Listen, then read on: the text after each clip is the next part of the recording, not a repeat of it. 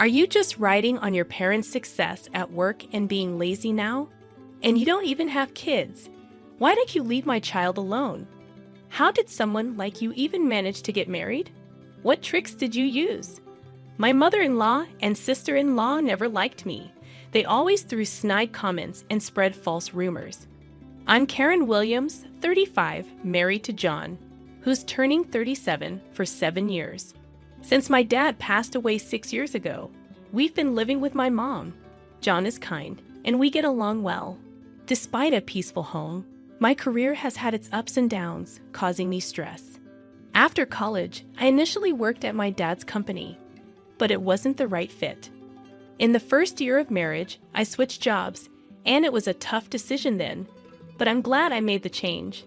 I have 2 brothers who stuck with our father's company. Given my family background, it seemed natural for me to join eventually.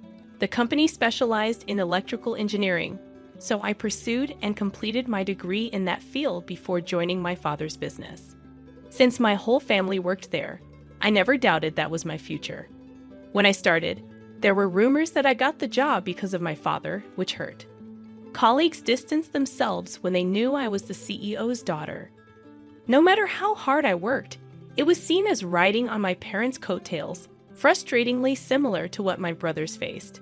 I worked hard to prove them wrong, climbing the ladder of success. My boss, despite being the CEO's daughter, was strict, ensuring my promotions were due to my efforts. However, achievements were tainted with accusations of favoritism, which got me down. After 3 years, I met my husband at work, disliked by female staff due to his competence, personality, and substantial income. We had met before at bookstores and libraries, chatting occasionally. It was a surprise when we ended up working together. Our shared love for reading quickly blossomed into a relationship, causing jealousy and gossip among my coworkers. During our time together, I met my husband's family, but my mother-in-law and sister-in-law disliked me. They'd make snide remarks about my supposed easy life and job privileges due to my father. They believed I coasted through life on my parents' success, enjoying a high salary because of them. However, my father, despite being kind-hearted, is strict at work and doesn't mix personal matters with business. He doesn't play favorites just because I'm his child. If I didn't have the skills, he wouldn't have hired me. I respect my father's judgment, and it frustrates me when others belittle it unreasonably. My mother-in-law and sister-in-law, especially the latter, criticize me for supposedly riding on coattails and resent my close relationship with my husband. They question how someone like me got married, implying I used tricks. My sister-in-law, dressed impeccably in high-end fashion, turns heads, but her sharp personality leads to short-lived romances. I later learned she confessed her feelings to my brother in college, but was turned down. During a family gathering, they recognized each other, and my brother shared this story with me. As his sister, I know he's earnest, hardworking, and considerate, with a flair for fashion that makes him popular with the ladies. My sister-in-law's frustration from being rejected seemed to make her harsher towards me. So, I decided to maintain some distance, especially when it was just my mother-in-law and sister-in-law around. Whenever I visited my in-laws and had tea, it tasted strange, as if something had been added intentionally. It wasn't obvious, but it seemed like my mother-in-law was serving unpleasant food to harass me.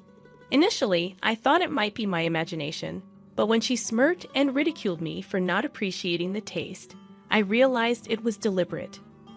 Both of them were always sour or mean, even when I tried to be friendly in front of others. I learned to navigate around them to avoid their snide remarks. When it came to the food at my in-laws, I politely ate as little as possible to avoid being rude. If you ask whether I lived happily after marrying my husband, I'd say not quite. Despite a good relationship with my husband, marriage brought more gossip at work. The workplace gossip got worse than when we were dating, and the ongoing harassment and sarcasm from my mother-in-law and sister-in-law gradually drained my spirit. While I found my work rewarding, the toxic environment made me question if this was okay. Contemplating my future more and more, my father's passing, and my brother becoming the CEO led to gossip about me being the CEO's sister. Already shocked by my father's death, my spirit was completely broken. I felt I could no longer work at the company, even though I had always imagined working there. Years of gossip and sarcastic comments had eroded my self-esteem, and I found myself crying easily without understanding the source of my sadness. I was truly at a loss. Seeing me in such a state, my mother and husband were genuinely concerned and took excellent care of me. With their support, I slowly began to recover and discussed my future with my mother. I had been considering trying a different job, but I felt like I lacked any special skills. Depressed, I voiced my concerns to my mother, asking if there was anything I could do. To my surprise, my mother said, "Karen, you've always loved reading and writing stories, haven't you? I think you'd be suited for a job that involves writing." Her words jogged my memory. It was true. I've always been an avid reader, excelled in liberal arts subjects, and enjoyed writing novels and poems. Encouraged by my mother, I started contemplating a career in writing. Upon reflection, I realized that a career in electrical engineering wasn't right for me. My mother had always advised me to choose a job I loved since my student days, but I didn't see it then. It seemed my mother understood me better than I understood myself. So, I decided to make a fresh start and aimed to become a novelist, starting my career in writing. Being a beginner was tough, and I was using up my savings every day. I faced my computer continuously, writing. Initially fueled by the desire to prove others wrong, I now worked hard for myself, finding it more enjoyable despite the challenges. I dedicated most of my day to crafting stories, and by the second year, I was earning about as much as an average office worker. In the fourth year, one of my novels won an award and got published, allowing me to sign a contract with a publishing house, ensuring a stable flow of work. By the fifth year, thanks to a hit novel, I was earning more than my husband. My novels were even adapted into comics and dramas, ensuring a steady income. The journey was tough, but working as a novelist made me realize that my previous jobs weren't the right fit for me. However, my success wouldn't have been possible without the support of my mother and husband. As for my mother-in-law and sister-in-law, they doubted my success when they heard I became a novelist, making snide remarks about leeching off my husband. After my father-in-law passed, their comments worsened. Working mostly from home, they called me a nerd due to our high-rise luxury condo, assuming my husband covered all expenses. They believed I didn't contribute financially, despite explaining that the condo was my inheritance, and I split living costs with my husband. They continued their comments behind his back, adding stress to the situation. They'd also made rude remarks about me not having children, which started at 30 and has become increasingly tiresome as I approached 35 without any expectations. I faced discomfort from two individuals despite repeatedly explaining work matters to them. Seeking advice from my mother and husband, I decided to address the situation early on, learning from past experiences. Apart from my mother, as the two were part of my husband's family and behaved decently in front of him, I conveyed things to him in the gentlest terms possible. I told him he didn't have to deal with those two, and I would handle meetings or communications with them. Understanding my emotional struggles during the backbiting period, he tried to minimize my interactions with them out of concern. Thanks to his support, the instances of being subjected to their snide remarks lessened, though there were still moments when their malice affected me. Knowing I had allies in my mother and husband helped me quickly bounce back. Regarding the issue of not having children, my mother, who had me at an older age, assured me there was no rush. She shared that I had been born later in her life, so there was no need to worry. I decided not to stress about it too much and wait patiently. Considering my workload, the negativity from those two, and the feeling of being rushed, I thought it wouldn't be the right time to have children. Despite occasional snide remarks from the two, my mental state was more stable than when I worked at the company. Living peacefully in the well-designed and well-located house my father left us, I enjoyed a happy life with my mother and husband. The shared facilities, including gym equipment and workspace, allowed me to exercise and take breaks during work, making everything run smoothly. However, one day my mother, who had been energetically working, suddenly collapsed and passed away from a stroke. She had gone to work as usual that day, seemingly healthy with no chronic illnesses. I sent her off with a smile in the morning, never expecting this turn of events. Stunned, I rushed to the hospital, but she had already passed away. Seeing her, looking as if she had just fallen asleep, disbelief washed over me. As I arranged for her funeral, my feelings finally settled down, and I quietly cried, unable to believe she was gone so suddenly. My husband, aware of how lively my mother was in the morning, also cried in disbelief. With a close and long relationship with her, he mourned her loss as well. Amidst our sadness, we prepared for the wake and funeral, managing the reception as acquaintances came by to mourn. Witnessing the outpouring of love for my mother was consoling. My mother-in-law and sister-in-law, acting somber in my husband's presence, approached me when he was busy with others. Insensitively, they whispered, "With your mother gone, it's going to be tough. And since we're family, no need for condolence money, right? I won't give a dime to a gold digger like you." Their lack of compassion shocked me, but before I could respond, my husband intervened, and they quickly pretended to be sad and left. Despite their audacity, I chose to focus on mourning my mother rather than dwelling on their rudeness.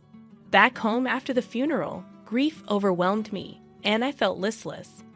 Memories of my mother flooded back, making the sense of loss unbearable. Despite the busy funeral preparations, the sorrow intensified once I returned home. The vibrant image of my mother made the grief even more poignant, and I found myself crying again. While deep in grief, a rational part of my mind knew I couldn't afford to stay this way. With a deadline looming, I had manuscripts to write, and the understanding of the publishing house had its limits. In honor of my mother's support for my career, I resolved to calm my grief and get back to normal. Amid this resolve, a call from the front desk informed me of my mother-in-law and sister-in-law's unexpected visit. Uncertain of their intentions, I reluctantly decided to meet them, hoping for a distraction. As we went downstairs to greet them, puzzled by their sudden appearance, they announced, "We're going to be living in your house from today, so show us around, please. And since this is our home now, you, a stranger, need to leave right away." Stunned, we couldn't comprehend their words. Instead of discussing the matter elsewhere, they demanded a tour of the house immediately. Perplexed, my husband suggested heading to a nearby store for a discussion. However, they insisted on being shown around the house, causing a commotion that drew the attention of other residents.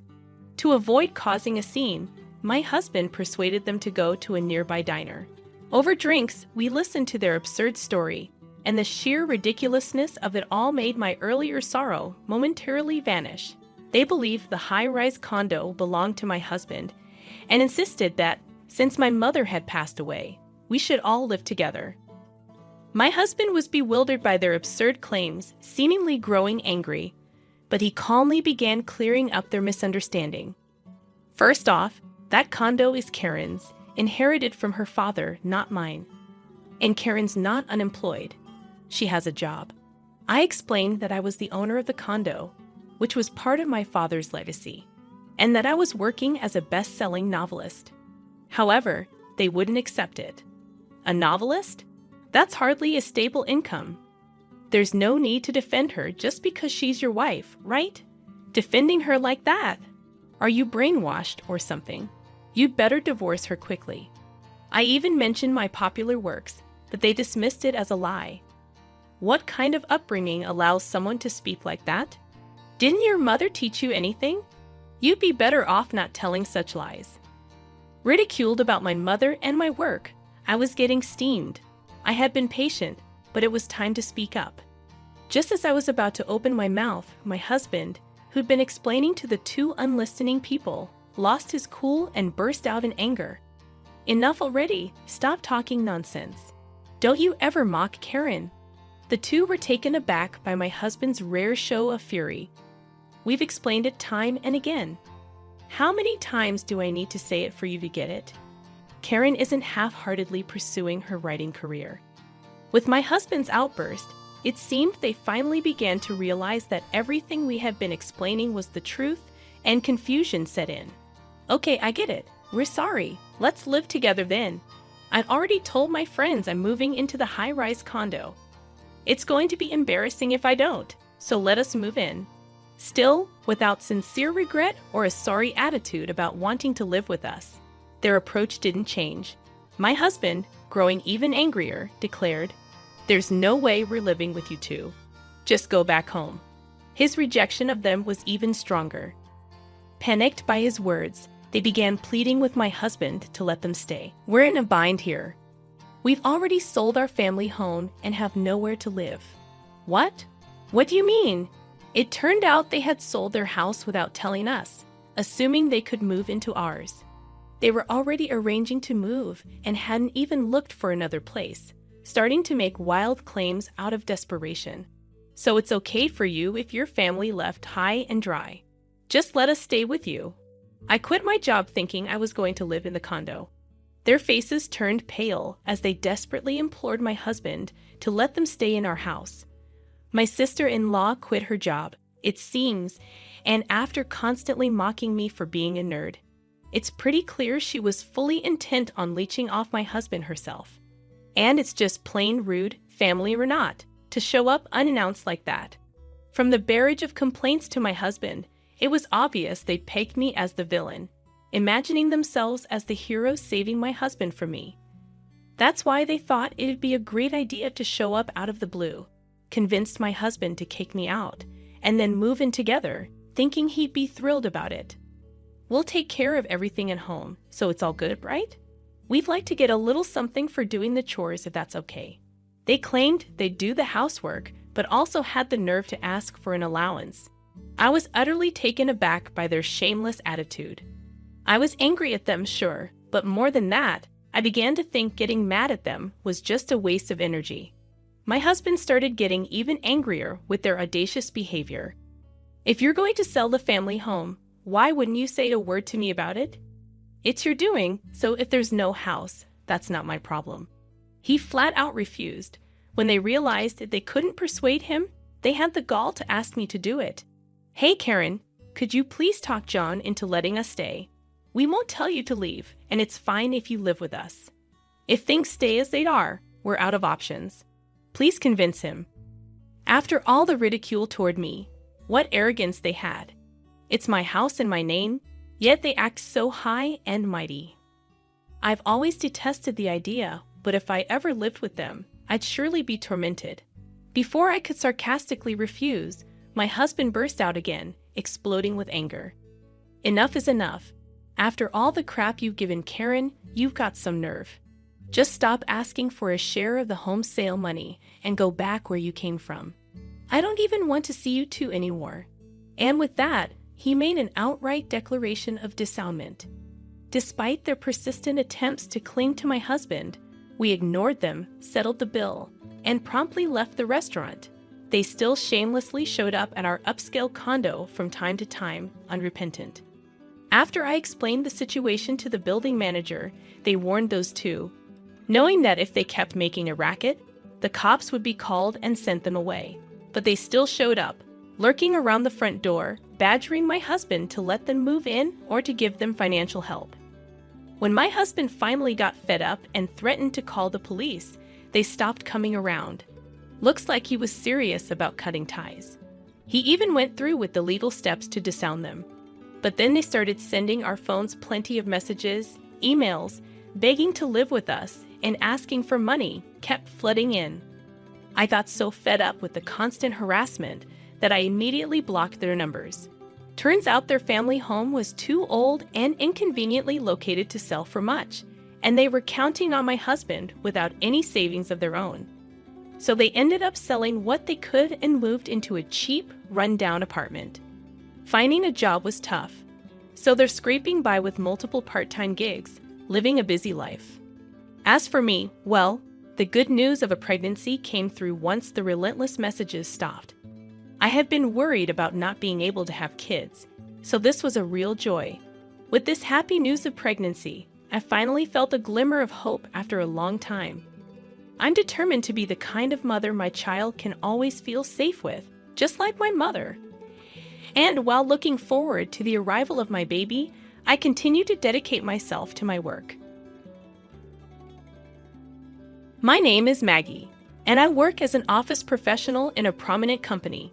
One day, fate led me to encounter a man named Scott, and our connection blossomed into a romantic relationship. Eventually, I found myself accepting his proposal, and we entered into marriage. Initially, I believed that tying the knot with someone seemingly mentally stable like Scott would pave the way for a happy union. However, it didn't take long for me to realize that this decision was a significant misjudgment. The first time I crossed paths with Scott was at a matchmaking event organized by the company I worked for. Despite my initial lack of enthusiasm for such gatherings, I decided to attend due to the company's influence, which suggested it might lead to a meaningful encounter. Scott and I naturally struck up a conversation, seated in close proximity. He, being 5 years my senior at 30, exuded a calm demeanor that caught my attention. As our interactions progressed, we started dating. Scott, always clad in high-end attire, took charge of our dates, prompting me to wonder about his financial status. Although I felt a twinge of guilt for constantly being treated, I found myself drawn to his personality and continued the relationship. Then came the day when Scott proposed, and despite my initial intentions not to marry for wealth, I was swayed by his kind nature and accepted. When I visited Scott's family home for pre-marriage introductions, I was taken aback by the opulence of the house and its expansive garden. Inquiring about his family's wealth out of genuine surprise, Scott nonchalantly dismissed it as nothing special. However, the obvious extravagance suggested otherwise, challenging the notion of an average employee affording such a lifestyle. Intrigued, I wondered about Scott's father, whom he rarely spoke of. During the visit, Scott's mother, dressed in expensive attire, revealed that his father was not present due to being in a facility for health reasons, a fact previously unknown to me. This revelation left me feeling uneasy, sensing that something was amiss. The discomfort I experienced during this encounter would later manifest in our married life.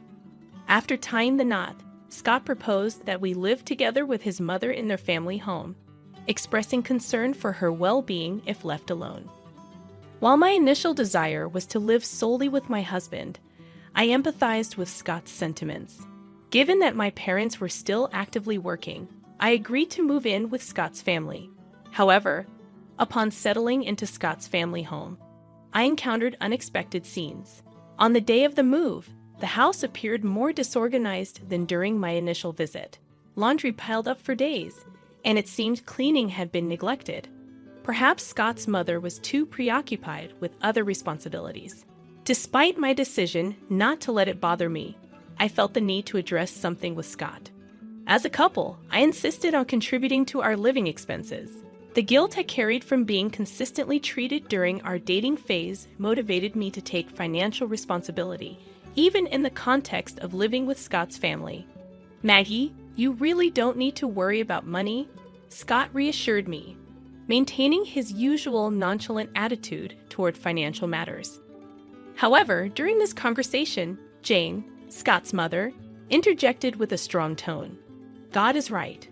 We have plenty of money, so don't worry. More importantly, that woman can't even do household chores properly. She's useless, and I'm going to fire her today." Her words took me by surprise, and I couldn't help but wonder who she was referring to. Scott clarified that she was talking about the housekeeper they had hired. Despite thinking that Jane could manage the chores herself, I refrained from voicing this thought aloud. Upon observing the housekeeper at work, she seemed efficient and capable. Contrary to Jane's disapproving glances and occasional sighs while snacking and watching TV, the housekeeper appeared diligent. I couldn't fathom what Jane disliked about her. To my shock, after the housekeeper finished her day's work, Jane abruptly fired her, throwing her last pay at her. Witnessing this harsh treatment left me perturbed. The housekeeper, visibly shocked, departed with tears streaming down her cheeks. Following her departure, Jane made a surprising announcement to me. "So, from now on, you're in charge of the housework." Okay. Upon learning that I was unilaterally assigned the role of housekeeper, anxiety consumed me. The fear of being exploited by Jane became a daunting reality the next day. She began imposing all household responsibilities on me, cooking 3 meals, managing laundry, cleaning everyone's rooms, and even tending to the garden. When I mentioned my daytime job to Jane, she casually dismissed it, instructing me to handle everything after returning home, including preparing lunch in the morning. Scott heard this but remained uninvolved, displaying an attitude as if it were all self-evident. Initially thinking it might be a jest, I soon realized Jane was serious. Consequently, I found myself embroiled in a daily struggle to balance my job and the mounting housework, while Jane continued to live a carefree life, indulging in luxurious hotel buffet lunches with friends. Scott, too, cruised around in a luxury car, leaving me perplexed about how they could afford such a lavish lifestyle. Even if Scott earned a substantial salary, the extravagant living of both mother and son seemed implausible. It was then that I recollected Scott's father, whom I had never met. Since marrying into the family, I had yet to greet him, and a desire to meet and converse with him grew within me. Inquiring about Steve's whereabouts, Scott responded indifferently, questioning the purpose of meeting his father. Despite Scott's disinterest, I felt it was a matter of courtesy to meet him at least once as a family. Without informing Scott or Jane, I decided to visit Steve's facility. Upon meeting him, Steve appeared understandably surprised. After all, no one anticipates their son's wife making a sudden visit. After the initial shock, Scott's father shared various untold stories with me. Steve's father had once operated a small shop, sustaining the family's livelihood. However, when he fell seriously ill, young Steve had to take over the shop. Recognizing the limitations of just running the shop, Steve believed in expanding the business for future survival. He ventured into managing restaurants and recycling shops, even going into debt to make it happen. This bold move turned out to be a massive success, providing a stable and substantial income. Now the extravagant lifestyle of Jane and Scott began to make sense. It was all thanks to Steve's entrepreneurial success. Hearing this insightful story directly from Steve shed light on the family dynamics and the source of their prosperity. I felt a deep sense of kinship with Steve as I learned more about his entrepreneurial journey. This connection arose because my own father, in his youth, had also run a successful business. It seemed that my father, like Steve, possessed foresight, anticipating the burgeoning era of information technology and uncommon insight at that time. My father diligently studied computers, eventually opening a shop specializing in computer peripherals and repairs. Although not as financially lucrative as Steve's ventures, it provided a comfortable life for our family. In light of these similarities, I felt compelled to share my genuine feelings with Steve, expressing admiration for the significant effort he had invested in expanding his business. Steve, blushing with a shy smile, responded modestly, attributing the success to his father. He acknowledged the foundational role his father played, emphasizing that their current life was a result of his father's vision. It became evident that Steve held deep respect and pride for his father, and in turn, I found myself feeling a similar pride for my own father. As our conversations continued, I developed a genuine affection for Steve. Frequent visits to the facility where he resided allowed our bond to grow stronger. During one of these visits, Steve confided in me about his discontent. He expressed gratitude for having a daughter-in-law like me, but lamented that Scott and Jane hardly visited him. Furthermore, he voiced concern about their reckless spending habits and their apparent disregard for the value of money. These words resonated with my own discomfort regarding Scott and Jane's extravagant lifestyle. It became clear that they were not only spending Steve's hard-earned money carelessly, but also exploiting it for their own desires. I couldn't help but view them as despicable for their actions. In a moment of profound silence, Steve shared a somber revelation. He would be passing away soon. Learning about his limited time left from his primary doctor at the facility, I couldn't hold back tears. Steve's vulnerability and gratitude for our connection touched my heart deeply. Upon returning to the family home, I witnessed Scott and Jane's continued indulgence in their lavish lifestyle. If anything, their attitudes seemed to worsen since I began living with them. Filled with a sense of responsibility, I decided to address the issue. When I asked Scott why he didn't visit his father, he vehemently rejected the idea, asserting that it was none of his business. Jane echoed his sentiments, dismissing any interference as unpleasant and unnecessary.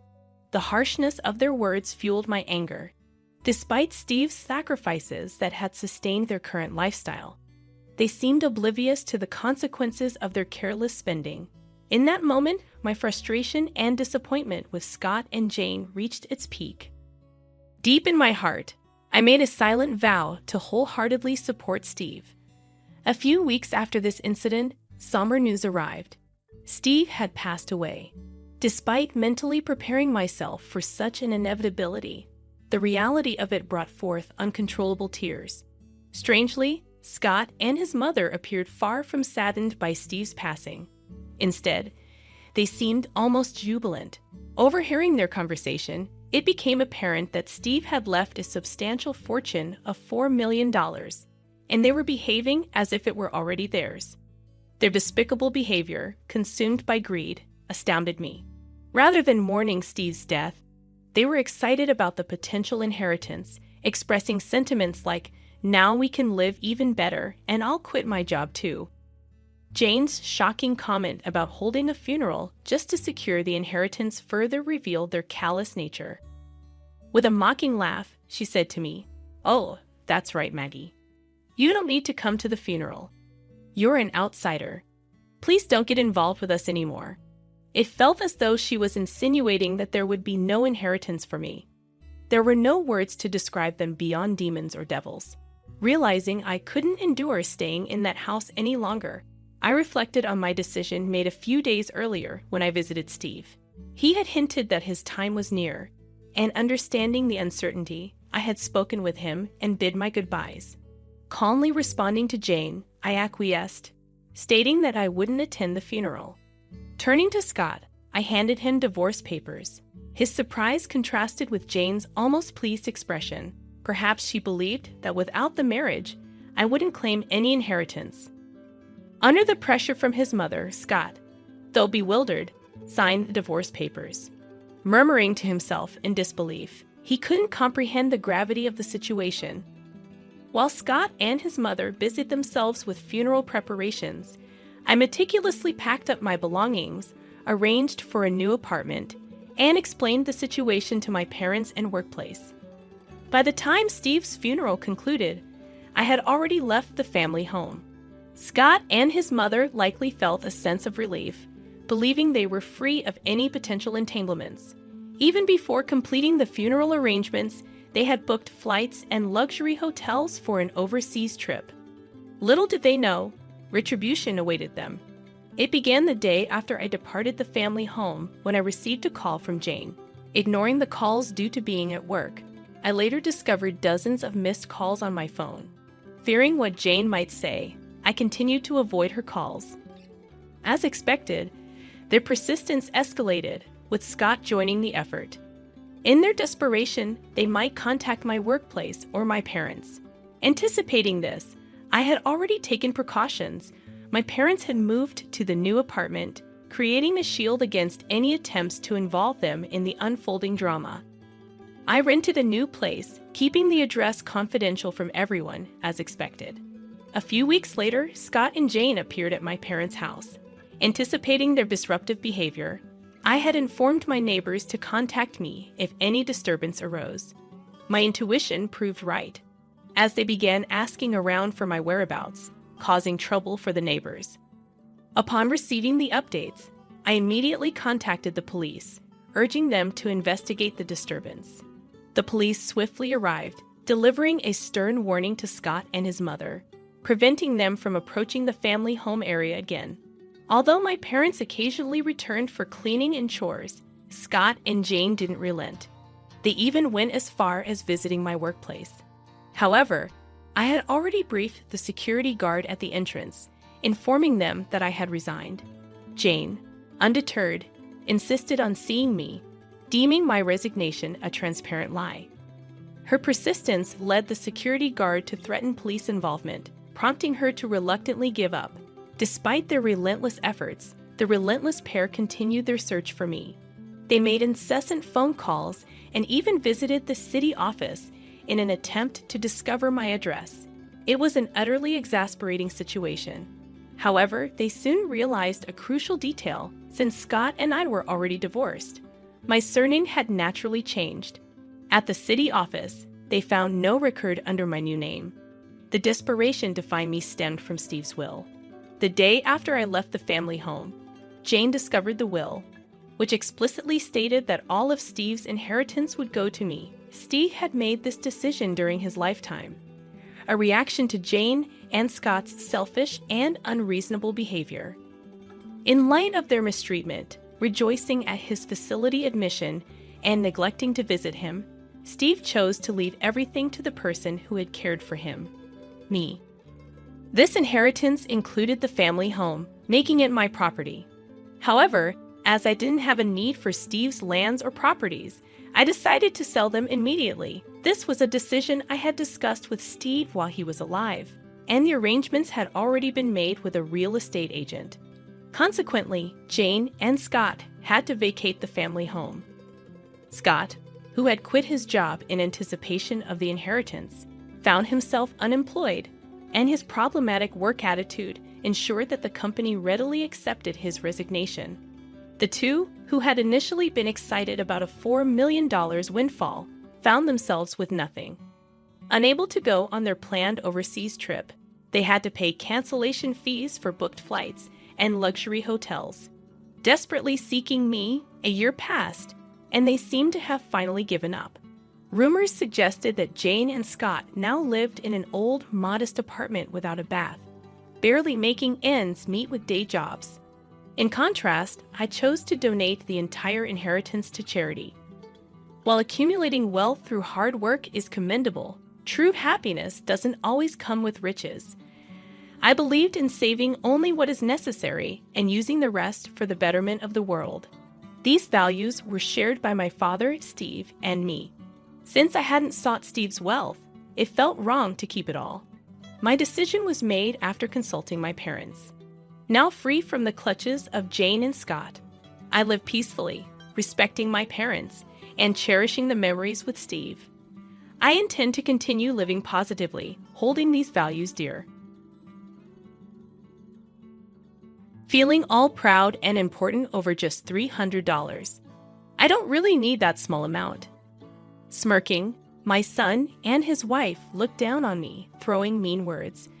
I've been helping them out for 10 years since they claimed they were struggling with money.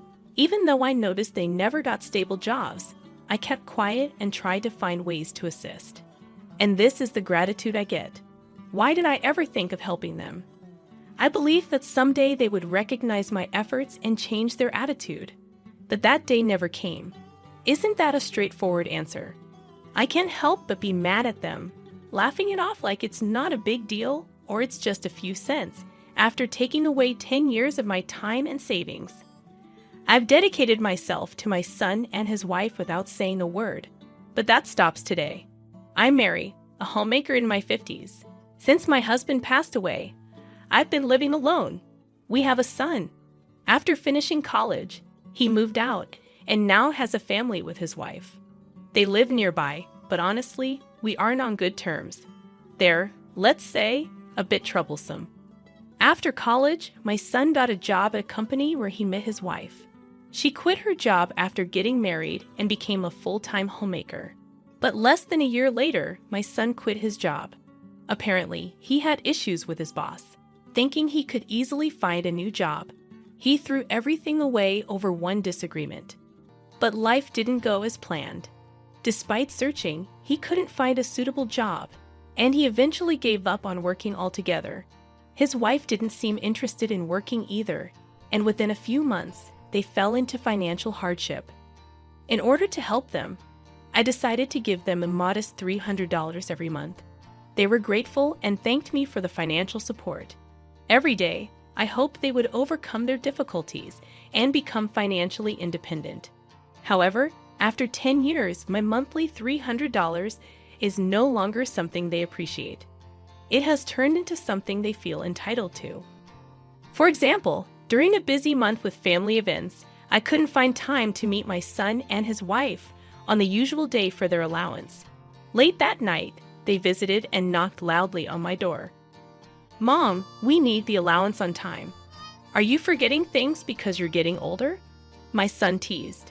Exhausted and sleepy from busy days, I replied, "I'll give it to you another time. Please go home for now." His wife, visibly angry, retorted, "This is a monthly thing. You need to give it on time. Just because you're my husband's mother doesn't mean you can act this way." And she grabbed me by the collar. Shocked by the sudden confrontation, I ended up giving them the $300. If you had handed it over honestly from the start, this wouldn't have happened. We don't want to use force with you either. Listen to us and behave. If you ever lose your mind, we're the ones who will be looking after you. It wouldn't hurt to get in our good books now, right? Despite my anger, I refrained from retaliating, fearing that upsetting their pride might make them dependent again, as happened when my son quit his job. So I swallowed my feelings, smiled, apologized, and complied with their demands. In hindsight, I think I should have stood my ground. But my overwhelming desire for them to get back on track left me feeling powerless. The bad memories with them weren't limited to just that one day at work. I received a call from a concerned neighbor. "Mary, can we talk about your son and his wife?" "Oh dear, I'm sorry. I'll come right away." It turned out that when the neighbor returned from shopping, she noticed signs of a break-in. Reviewing the security footage, she was shocked to see the culprits were none other than my son and his wife. While her place was in disarray, nothing was stolen. Aware of my situation with them, she chose to inform me first. I left work early, contacted my son and his wife, and the three of us went to apologize. "I'm truly sorry." I kept apologizing, but my son and his wife showed no remorse. The neighbor seemed displeased, but we settled the matter when I agreed to compensate for the broken window. However, on the way back, they said something astonishing. "Why are older people so petty? We just wanted to borrow some stuff." I was so shocked that all I could manage was a feeble what. They continued, not even looking at me. "Yeah, we broke a window and made a mess, but we didn't steal anything. Isn't she overreacting?" I couldn't believe what I was hearing. My son simply nodded along. I should have definitely spoken my mind to them at that moment, without fear. My failure to do so revealed my weakness. Nonetheless, from that point onward, I noticed their increasingly aggressive behavior. Fortunately, they didn't cause any major issues aside from that incident with the neighbor. So I continued to provide for them, hoping they'd eventually become self-sufficient. Whenever they asked for something, I'd purchase it if I could afford it. My son wanted gadgets for socializing with friends, and his wife desired luxury brand items to avoid feeling inferior to others. Their demands escalated, and they started relying on me for everything. Even on my days off, they'd call me over to handle household chores. I worked tirelessly. They started asking for more than just money. Life requires money, and since they lacked both the means and the will to earn their own, I had no choice but to support them. No matter how exhausted I was, I committed to my job and completed any chores they asked for, even when I was drained. Consequently, I became worn out, with dark circles under my eyes, rough skin, and regular dizziness. My son and his wife laughed at me, saying, "You look like a monster." Furthermore, his wife pointed a finger at me, saying, "She's given up on being a woman." I didn't have the strength to respond to such hurtful words. Deep down, I sensed that I was approaching my breaking point, but I believed that if I stopped working and supporting them, both their lives and mine would unravel. So despite wanting to lean on someone and give up a long time ago, I pushed through and continued. To be honest, I had yearned to rely on someone's support for a while. While doing chores at my son's house one day, a minor incident triggered a fight due to my exhaustion and stress. Every little thing they did annoyed me. His wife made a snide comment, acting superior over just $300. My son, influenced by her words, said, "We don't need such a small amount," and handed back the $300 I had given them. On that day, they mocked and belittled me, saying, "If you're going to give us money, bring in more decent amount." Those words ignited a fire in me. Fine, I'll stop. Without considering the consequences or their feelings, the words just spilled out of my mouth. They looked confused when I started packing my things to leave, but then burst into laughter. "Come on, Mom, stop joking. If we left you, you'd be all alone. You wouldn't have the courage to live on your own without your precious son and his wife." "Mary, when did you become such a joker? That joke wasn't funny at all. You had me worried for a second there." They thought I was expressing frustration and not serious about ending the financial support. They continued to taunt me. "If you've got the courage, go ahead. But if you do, we'll cut ties with you. Think you can handle being all on your own? Come on, you'd want to take back those words in no time. There's no way your stubborn mom could do something like that, right?" They had no clue how cornered I felt, yet they continued to treat me poorly. I questioned the benefits of continuing to support them. By fulfilling their wishes and handling their household tasks, it seemed like I was being used and exploited. I felt like I was getting a raw deal, with my feelings being taken advantage of, treated like a servant, and this attitude persisting even when I was at my breaking point. Despite being family in name, their actions made it challenging to see them that way. "I'm serious, remember? You brought this on yourselves," I asserted, but they merely laughed it off, considering it a joke. "Go ahead and try, but you'll regret it soon. I can already see it," my son said. His words ignited a fire in my determination. I was determined to make them face the consequences. I would demonstrate my worth and make them realize the gravity of treating me so harshly. As I packed up to leave, my thoughts revolved around how I would bring them down. Initially, I followed through on my promise by cutting off all the support I had been providing to my son and his wife. No more money transfers, no financial assistance, and no more help around the house. Nothing. This was a departure from my usual behavior of living for the sake of my son and his wife. Now I could take a break without worrying about their needs. I could spend my money on myself and handle chores solely for my satisfaction. Experiencing this new way of living, I realized how wonderful it feels. Contrary to my son and his wife's belief that I couldn't break ties and live independently, I found myself living the independent life I had yearned for over a decade. Moreover, I decided to increase the pressure on them. I had taken on the lease for the apartment my son and his wife lived in when they faced eviction from their original place due to financial difficulties. Not only did I take on the lease, but I also paid the rent. With the decision to cut off all support, continuing to assist with the rent no longer made sense. Consequently, I contacted the real estate and opted to terminate the lease. The apartment manager, aware of our situation, was understanding. They were given a month's notice to vacate, or else they would be reported. That night, I texted my son and his wife, notifying them that if they don't move out within a month, it would become a legal matter. They read the message promptly, and within 5 minutes, my phone started ringing. "Mom, what the hell is this? Where are we supposed to live?" My son yelled as soon as I answered, with his wife in the background freaking out. "You may have forgotten, but I was the one covering the expenses for that apartment. I told you I was ending all assistance, didn't I? So naturally, I would cancel the lease too, right? We never agreed to that. You said you'd stop sending money, but we assumed you'd continue with everything else." I chuckled at his naive expectation, thinking, and replied, "Really?" All this while they continued to utter hurtful words to me. The notion that my son and his wife planned to keep receiving my support, excluding the allowance, left me bewildered. The incredibly naive mindset they displayed was mind-boggling. I allowed myself to be treated as they pleased for far too long. Even when expressing my discomfort, I always yielded to their demands, offering both money and time. All of this stemmed from a somewhat selfish desire of mine, hoping they would eventually become self-sufficient. I was mistaken, as they turned out to be the kind to exploit as much as they were pampered. In that case, it would have been wiser to assert my position and make them understand. I was the one providing an allowance, extending financial support beyond that, and handling their household chores.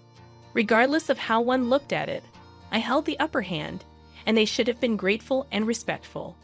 Instead, they treated me with complete disrespect, as if I were merely a servant, a tool, an ATM, using me at their convenience. To add insult to injury, they even laughed at me when I was at my breaking point. Why did I exert so much effort for such an unreasonable couple? Despite their unfair treatment, I kept silent and let them have their way. Despite all my efforts, they never reciprocated my feelings. Only when I reached my breaking point did I realize how self-centered and disrespectful they truly were, and that they never really considered me as family. They might have seen me as a tool, but not as family, not even a little. Why didn't I grasp this sooner? Why did I persist until I felt overwhelmed? Why did I keep believing in them? In hindsight, my past actions seem pitiful. Despite believing that they would eventually become independent, I tirelessly supported them, only to realize it meant nothing. As I reflect on the past, anger towards them wells up within me. I need to express my grievances. I won't find satisfaction until they acknowledge their wrongs and apologize. With these feelings, I spoke up again. I'm going to stop the allowance but continue with the other support. What are you thinking? That's not going to happen. When my son tried to interject at my words, I cut him off. No buts. Understand this. Your lives have always relied on me. If I ever decided not to help you, if you upset me even once, your stability would crumble. Fortunately for you, I've been naive enough to hope that one day you'll be independent, that perhaps you won't need me to get by. Yes, Mom is kind. So you're not really going to abandon us, right? You just said those things in the heat of the moment, and now you can't take them back, so you're doing this, right? It's okay. We forgive you. Let's try to be a family again, okay? Don't be foolish. I've come to my senses. Despite all the support, you guys don't even want to be independent, do you? You just want to keep living comfortably on my dime, don't you?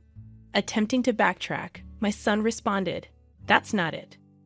We did want to be independent, but we can't. We don't even feel like looking for jobs. My wife feels the same. We did our best in our way, but it was just impossible. Almost laughing at his response, I couldn't believe they claimed to have tried their best. I had been observing my son and his wife for years, and neither seemed to be putting effort into finding jobs or living frugally. They were merely enjoying a comfortable life on my support every day. How does that translate to they tried their best in their way? Listen, Mom, we're really grateful for everything you've done. We couldn't put it into words, but you've always gone above and beyond for us.